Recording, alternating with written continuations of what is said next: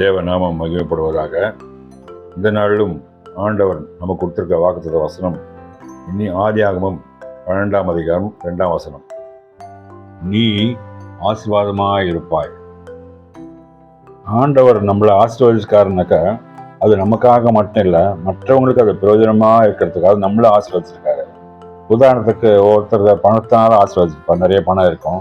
அவங்க இல்லாதவங்களுக்கு, ஏழைகளுக்கு அவங்களுக்கு உதவி செய்யறதுக்காக ஆண்டவர் அவங்களுக்கு பணத்தை கொடுத்து வச்சிருக்காரு. அதே மாதிரி கல்வி அறிவில் உங்களை அபரிமிதமாக ஆசீர்வதிச்சிருக்காரு. அந்த கல்வி அறிவினால அந்த மற்ற கல்வி அறிவு இல்லாதவங்களுக்கு உங்கள் கல்வி ஞானத்தை பயன்படுத்தி அவங்களுக்கு கல்வி அறிவை பெருக்கிறதுக்காக உங்களை ஆசீர்வதிச்சிருக்காரு.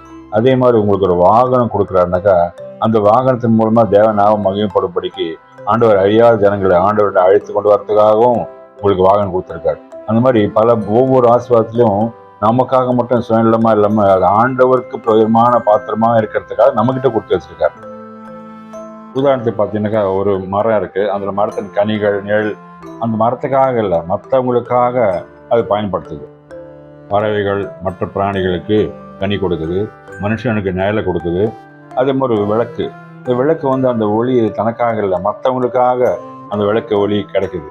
அந்த மாதிரி நம்ம கிட்ட இருக்கிற விஷயங்களை, தாளந்துகளை மற்றவங்களுக்கு பிரயோஜனமாக இருக்கிறதா அதை மாற்றணும். அதுக்கு தான் ஆண்டவர் நம்மளை ஆசீர்வதிச்சிருக்காரு. அதான் உன்னை ஆசீர்வதிப்பேன் அப்படி சொல்லியிருக்காரு. வசனம் எப்படியா சொல்லுது, நான் உன்னை பெரிய ஜாதியாக்கி உன்னை ஆசீர்வதித்து உன் பேரை பெருமைப்படுத்துவேன், நீ ஆசீர்வாதமாக இருப்பாய்.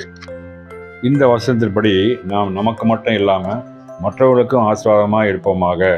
இயேசுவின் நாமத்தில் ஆமென்.